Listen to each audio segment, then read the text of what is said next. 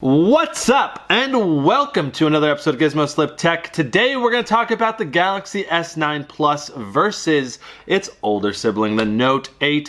Which of these phones is worth buying? Which of them is not? For those of you who have not entered the giveaway yet, I am doing a Galaxy S9 giveaway. Link in the description if you want to enter it. It ends March 31st.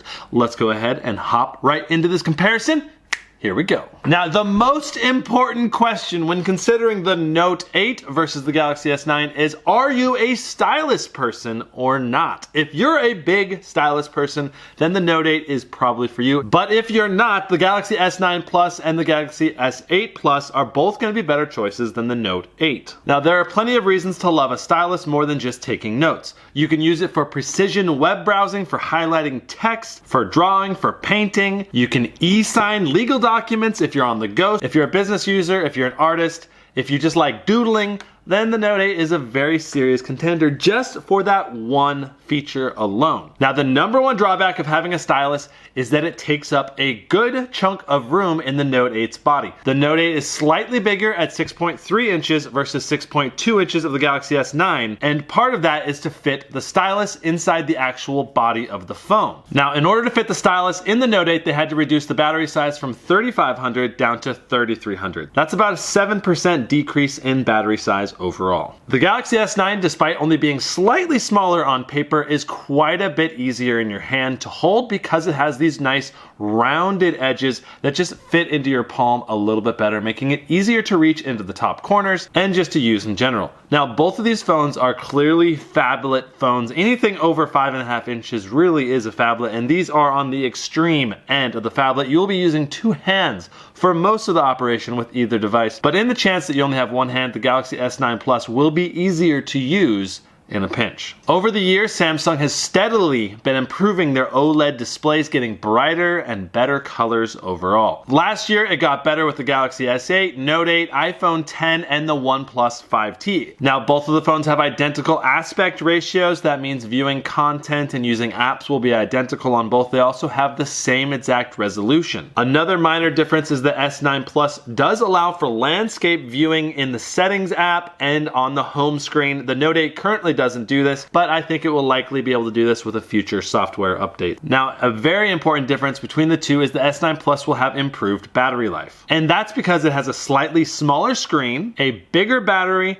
and a more power efficient processor with the new Snapdragon 845 or the new Exynos processor. We won't know for sure how much of an improvement it will be, but I'm guessing it'll be between 10 and 15%. Samsung is claiming the S9 Plus will be 40% more powerful than the Note 8, but I think that is a bit of an exaggeration.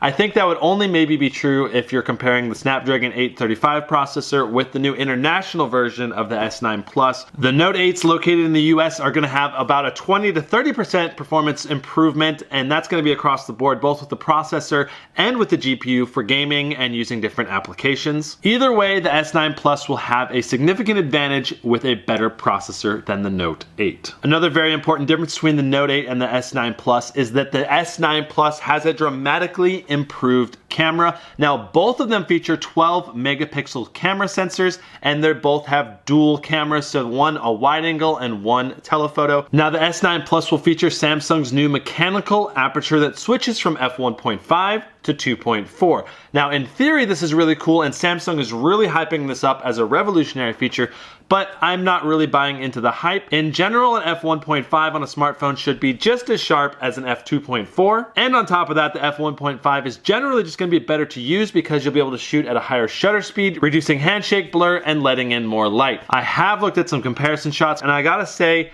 I think I would prefer to shoot at f1.5 nearly all the time. The only time I can think of that I would prefer to shoot at f2.4 is when I'm shooting video mode and I want to have more of a universal focus, but we'll have to see when we get the S9 Plus in and do some more tests. And the other major change is the new DRAM camera processing unit. This is a memory module that allows the S9 Plus to capture 12 images at once and then combine them together to reduce the noise in low light. So not only are you getting more light in the S9 Plus, but you're also getting better image processing. Now the Note 8 features 240 frames per second at 720p. While the slow motion mode on the Note 8 is decent, the slow motion on the S9 Plus will be far superior at 960 frames per second for 1/5 of a second. Now the burst mode is certainly cool, but it will be tricky getting that shot to be perfect because of that narrow recording time of only 1/5 of a second. The other downside is that the quality of the recording will be fairly lackluster, being only 720p and not very good 720p either. Overall, the slow motion feature is still really cool and I'm really glad they implemented it, but I just wish it was a little bit longer at a half second or maybe a full second of recording. Now, if you're into having the maximum possible storage space, you can put a 400 gig micro SD card in the S9 Plus. While with the Note 8, you can only put a 256 gig card in. Currently, the S9 Plus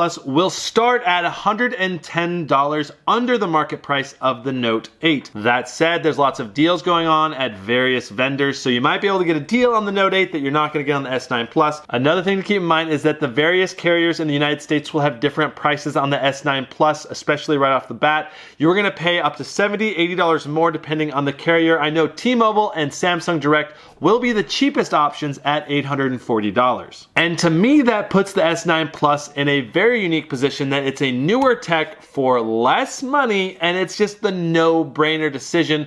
Now, it's very likely that Samsung will reduce the price of the Note 8 to compensate for this, but we'll have to see. Even if they do end up being the exact same price or the S9 Plus ends up costing a little bit more, the S9 Plus is still the better phone because it has a better camera, a better processor, more battery life. So unless you're desperate for a stylus, the S9 Plus is a no-brainer. Unless Samsung reduces the price on the Note 8 significantly, I think about $100 under the S9 Plus, I don't think it's going to be worth buying. If you really want to have the latest technology and you want a stylus, you'll probably want to wait for the Note 9 later this year. That's it for the comparison of the Note 8 versus the Galaxy S9 Plus. If you enjoyed it, hit that thumbs up. And if you want to see more comparison videos and more tech videos coming soon, be sure to hit that subscribe button and tap that notification bell. And like I mentioned at the beginning of the video, I am giving away a Galaxy S9, so link in the description for that as well. That's it for this episode of GizmoSlipTech. We'll see you next time. Brandon out.